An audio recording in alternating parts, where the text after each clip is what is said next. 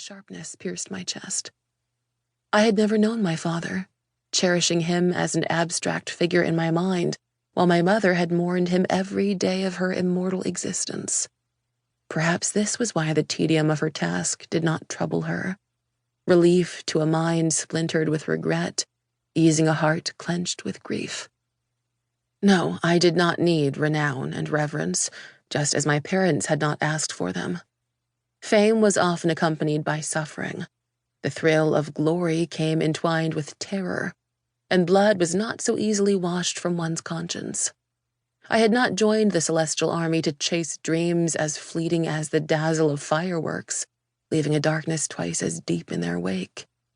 I would temper this restlessness, untangle such desires, to be home again with my mother and Pinga, to have love in my life. These were the things that made me whole. It was what I had dreamed of, what I had fought for, what I had earned. To many, this place might be humble compared to the opulence of the Jade Palace, yet there was no place more wondrous to me. The ground shimmering as starlit waves, the osmanthus blossoms hanging from branches like clumps of white snow. Sometimes I woke in my bed of cinnamon wood, taut with uncertainty whether this was just a dream. But the sweetness curling in the air and the soft light of the lanterns were gentle yet unassailable assurances that I was here, in my home, and no one would tear me from it again. As a breeze wound through the air, something clinked above. The laurel, its clusters of seeds a-glitter as ice. In my childhood, I had longed to string them into a bracelet for my mother, but could never pull the seeds free. From habit, I wrapped my fingers around one, translucent and cool.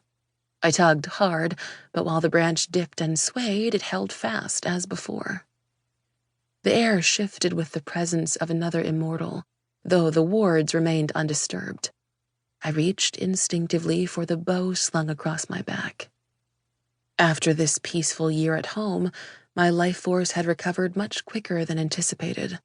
I no longer strained to draw the jade dragon bow. I no longer feared an intruder's trespass. But almost at once I lowered the weapon. This aura was one I knew as well as my own, shining, summer bright. "A warm greeting, Xingyin," Li Wei's voice rang out, tinged with laughter. "Or are you keen for another challenge with the bow?" I turned to find him leaning against a tree, arms folded across his chest. My pulse quickened, though I kept my tone steady. "You might recall I won our last challenge. And since then, I've had a lot more practice compared to your highness, spending all your time at court." An intended jibe, for he had not visited in weeks.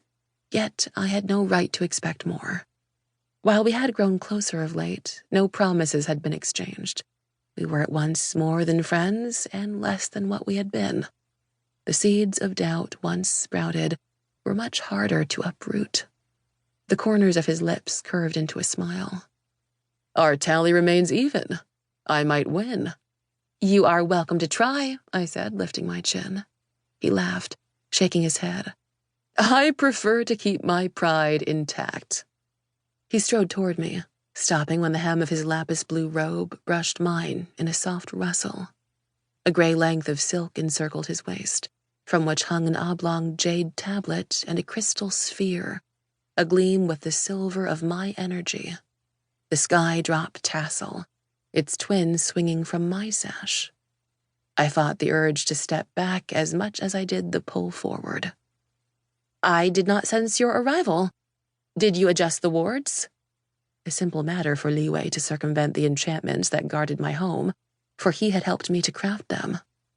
While they were not as powerful as those of the Celestial Kingdom, a warning thrummed through me whenever the boundaries were crossed.